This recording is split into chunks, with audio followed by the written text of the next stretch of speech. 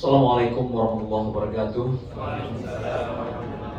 Alhamdulillahirrahmanirrahim. Wassalatu wassalamu ala asrafil anbiya'i wal mursalin wa ala alihi wa sahbihi ajma'in. Yang saya hormati Pak Moderator, Pak Dr. Ridwan Nurdin, kemudian Pak Sudarman dan Profesor yang sudah nanti juga akan memberikan materi. Juga sini sudah hadir Ketua YIA Aceh, Pak Nazaruddin Ali, Profesor Nazaruddin Ali. Baik, izinkan saya sedikit memaparkan tentang materi saya, workshop penjelasan kurikulum ekonomi syariah. Next. Next. Lagi, ini hanya perkenalan. Baik, Bapak Ibu sekalian, berbicara tentang sumber daya manusia yang dibutuhkan oleh perbankan syariah ataupun lembaga keuangan syariah, kita melihat bahwasanya ke depan ini ada 4 faktor yang sebagai tantangan yang akan merubah landscape bank syariah itu sendiri. Yang pertama, dinamika ekonomi dan politik. Ya, kita tahu sekarang politik banyak sekali dinamikanya, dan kita juga ke depan ini akan mengalami pemilihan umum, ya baik itu politik di dalam negeri maupun politik di luar negeri. Kemudian juga ada persaingan merger dan akuisisi. Akibat dari aturan tentang UUS yang harus pisah dari induknya pada tahun 2023, ini akan terjadi beberapa bentuk-bentuk ya, apa yang merger ataukah yang spin-off dari perbankan syariah. Kita akan melihat ke depan bagaimana efeknya terhadap perkembangan perbankan syariah itu sendiri.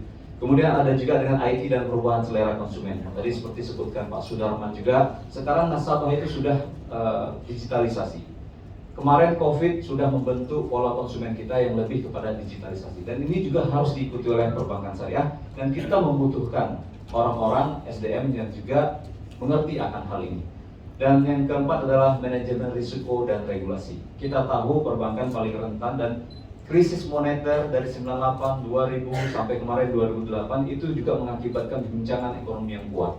Ini semua mengakibatkan atau menelurkan ya, aturan-aturan di bidang manajemen risiko dan compliance atau kepatuhan. Dan ini akan harus diikuti oleh perbankan syariah dan membutuhkan juga SDM yang mengerti di bidang manajemen risiko dan kepatuhan. Next. Nah, ini setelah COVID kemarin kita ya terkena guncangan ekonomi juga, dan juga kita perbankan banyak mengalami beban dalam penghapus bukuan dan penanganan pembiayaan bermasalah karena COVID. Next.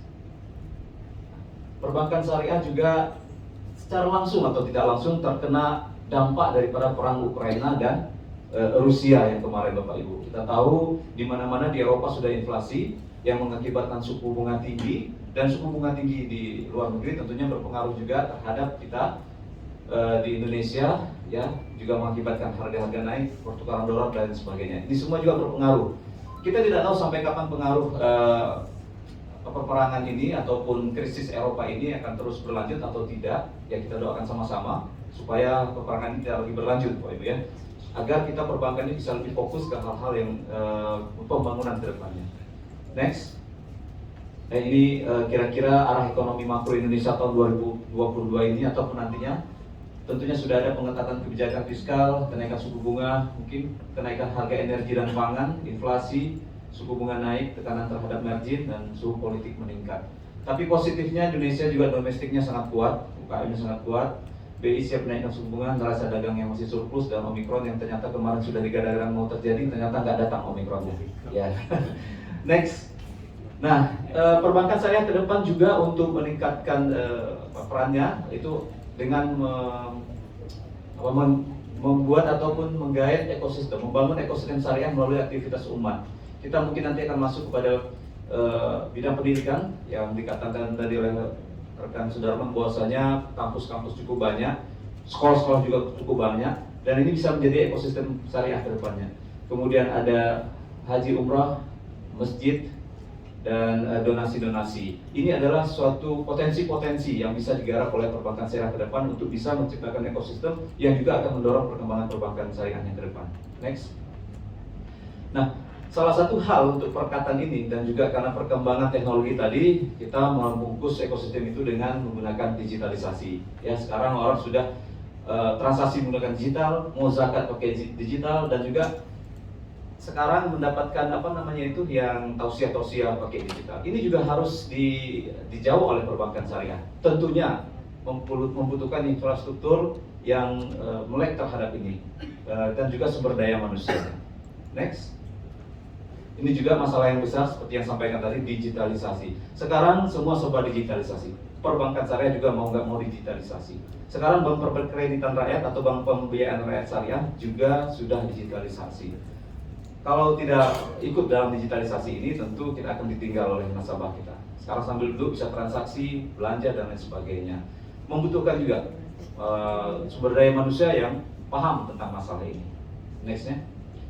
Nah, ini kompetensi alumni ekonomi syariah di lembaga keuangan. Sedikit saya bahas. Lanjut. Maaf ini agak sedikit cepat bicaranya karena waktunya singkat ya Bapak Ibu ya. Nah, dalam konteks Aceh, kenapa saya bicara konteks Aceh? Karena kita di Bank Aceh Syariah juga di Aceh tentu umumnya bergerak.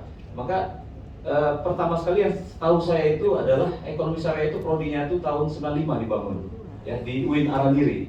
Dan sampai 2018 kemarin sudah 23 angkatan. Nah, saya kira cukup banyak alumnusnya ini. Termasuk saya Bapak Ibu ya. Saya adalah angkatan pertama dari alumni ini. Jadi berbicara di sini sebagai alumni dan juga sebagai pengguna ataupun user dari para alumni tersebut. Yang kita alami adalah bahwasanya dalam dunia kerja itu pada masa awal-awal tamatan itu atau alumni itu masih banyak fokus kepada syariahnya. Sehingga di dalam prakteknya ketika bekerja sedikit terkendala untuk memahami masalah ekonomi umumnya. Dan di dalam dunia kerja seperti di perbankan, ketika kita masuk ke dunia kerja, itu saya secara pribadi dipanggil oleh pimpinan mengatakan, saya Dedi tidak akan melihat kamu itu latar belakangnya apa, mau hukum ekonomi syariah, mau pendidikan syariah, mau bahasa Inggris ataupun apa, kamu harus paham neraca ini, kamu harus baca neraca ini, kamu harus bisa terjemahkan dan bisa membuat kesimpulan daripada laporan-laporan keuangan ini. Artinya apa? Lulusan apapun kita harus paham tentang ekonomi tersebut.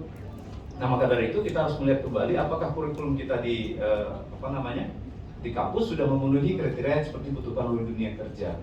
Nah, pengalaman kami juga dengan mahasiswa praktek, karena saya juga di kantor menerima mahasiswa praktek dari berbagai kampus, sering mahasiswa praktek itu soft skill-nya yang masih juga kurang. Contohnya yang masih malu-malu, ragu untuk berbuat, harus diberi petunjuk, kurang inovasi dan kreatif. Tetapi mereka kalau yang lulusan ekonomi syariah biasanya santun, jujur dan lebih semangat. Ya, kalau untuk santun dan kejujuran, insya Allah kita kelebihannya di situ Bapak Ibu. Tapi soft skill untuk maju ke depan, nah ini sedikit agak tertahan ya. Nah, kemudian permasalahan selanjutnya adalah fresh graduate tidak langsung matching, harus belajar dulu.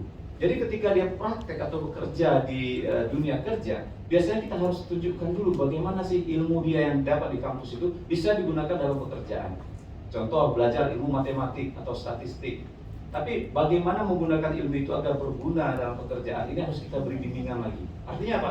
Ada sedikit kurang mismatch antara bagaimana mempelajari ilmunya, tapi cara prakteknya itu seperti tidak ditemukan. Jadi, ini Pak membaca neracanya begini, artinya begini, itu tidak ada. Kita yang harus mengajarkan. Bisa membaca neraca, tapi tidak bisa menerjemahkan neraca itu bagaimana. Dan ini tadi ada link and match. Artinya ini ke depan perlu ada link and match. Next. Nah, saya membagi kompetensi alumni ekonomi syariah itu menjadi 3, pengetahuan akademik, praktikalnya, dan soft skill-nya. Next. Akademik tentu yang harus dipunya adalah fikih muamalah, usul fikih ilmu ekonomi yang saya yakin dan saya lihat sendiri sudah ada dalam kurikulum ekonomi syariah yang ada di kampus. Tetapi perlu penambahan sekarang adalah isu-isu terkini dari perbankan syariah itu sendiri. Contohnya seperti manajemen risiko syariah. Ini harus lebih diperdalam karena ke depan masalah manajemen risiko menjadi perhatian daripada regulator agar lembaga keuangan syariah ini bisa berjalan dengan baik. Kemudian ada compliance syariah, treasury-nya, ya. Kemudian ada audit, product development seperti sampaikan Pak Sudarman tadi, ya. Bagaimana membangun membuat produk, legal drafting, alma syariah, pembangunan lingkungan, society development, customer service. Ini bukan customer service pelayanan di kantor ya, maksudnya bagaimana berkomunikasi dengan nasabah dan tentunya teknologi informasi. Next. Nah, yang aplikasi yang saya maksud tadi inilah ya, yaitu harus memiliki pengetahuan aplikasi dari ilmu yang didapat. Yang minimal misalnya neraca, bagaimana menerjemahkan neraca, analisa keuangan, ya bagaimana kita bisa menganalisa laporan-laporan keuangan itu, Tidak hanya bisa membuat laporan keuangan, tapi menganalisa laporan keuangan. Kemudian analisa legal juga. Tidak hanya tahu apa legalitas suatu usaha ataupun suatu perusahaan, tapi bagaimana menganalisanya. Kemudian produk lembaga keuangan. Jadi kita bukan hanya tahu akadnya saja, tapi produk-produk lembaga keuangan juga harus paham. Kemudian operasional dan manajemen lembaga keuangan, customer relationship, dan teamwork. Teamwork. Ya, jadi bagaimana alumni kita itu bisa bekerja sama dengan teman-temannya. Terus next, dan soft skill tentunya. Kita tahu ya, mahasiswa fresh graduate ini dalam misalkan public speaking itu masih kurang. Kita ajak ketemu nasabah masih ya ragu-ragu, malu-malu gitu ya. Kemudian komunikasi, marketing speaking, teamwork lagi tadi, customer engaging. Bagaimana kita tuh punya hubungan emosional dengan nasabah. Nah, ini membangun ini perlu soft skill yang kuat. Kreatif, manajerial. Jadi insan lembaga keuangan ini kan suatu saat nanti akan menjadi manajer, menjadi pimpinan. Nah, ilmu-ilmu yang ini mungkin ada dasar-dasarnya yang didapat di kampus tentunya. Courage, kemampuan untuk keberanian, semangat ingin tahu, dan pengembangan diri, self development. Itu soft skill-nya. Next. Oke. Jadi sehingga kami mungkin ya, menurut pertimbangan kami, hal-hal yang perlu kita tawarkan di sini adalah penambahan mata kuliah berdasarkan ilmu-ilmu lembaga keuangan, isu-isu lembaga keuangan seperti compliance, manajemen risiko, product development, audit, sistem informasi, karena tadi digitalisasi tadi ya Bapak Ibu ya. Kemudian penambahan muatan pengetahuan soft skill tadi, bagaimana mereka berani untuk berbicara, menyampaikan, bagaimana mereka berani untuk berkomunikasi dengan orang lain. Kemudian ini bisa diatasi dengan misalkan dengan magang atau praktek dengan tujuan mendapatkan pengalaman seperti program kampus mereka. Bank Aceh Syariah sekarang sudah dari beberapa waktu lalu itu menerima magang mahasiswa dari UIN, dari Unsiah, dari beberapa kampus yang ada di Aceh ini. Semua kantor kita bisa menerima. Ya. Jadi mereka akan mendapatkan ilmu prakteknya. Tetapi kekurangannya adalah waktunya terlalu singkat, Pak. Kadang ada yang cuma 2 minggu, 3 minggu, 1 bulan. Saya kira kalau cuma 2 minggu ini mahasiswa tuh nggak dapat apa-apa. Cuma baru lihat buku catatan aja, atau cuma baru ngantar surat aja dari ruang ini ke ruang ini, Bapak Ibu. Tapi kalau sudah 6 bulan seperti yang program Kampus Merdeka, itu mereka akan mendapatkan ilmu yang lebih, bisa mengelola atau melihat bagaimana operasional suatu lembaga keuangan itu berlangsung dan memahami produk-produk dan lembaga keuangan itu tentunya. Kemudian selanjutnya praktisi mengajar harus diperbanyak lagi di kampus-kampus. Alhamdulillah kami juga, saya pribadi mengajar di kampus dan berharap praktisi lainnya juga banyak-banyak mengajar di kampus agar bisa memberikan pemahaman kepada mahasiswa bagaimana sih dunia kerja itu, bagaimana sih aplikasi daripada ilmu yang Anda dapat di kampus ketika Anda masuk dalam dunia kerja. Nah, ini harus ada.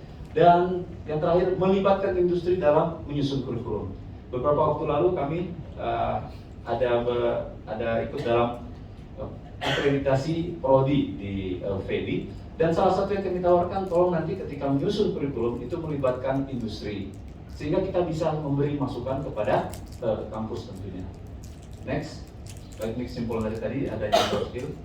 Nah, lokasi magang bisa di mana-mana Bapak Ibu ya, bisa di perbankan ataupun di industri-industri lainnya. Next, insya Allah ekonomi syariah semakin maju dan berkembang di tanah air. Next, baik, sudah sampai di akhir presentasi saya. Demikian, terima kasih atas kekurangan. Mungkin ada hal-hal yang kurang berkenan ataupun cara bicara yang agak cepat berhubung waktu. Terima kasih. Assalamualaikum warahmatullahi wabarakatuh.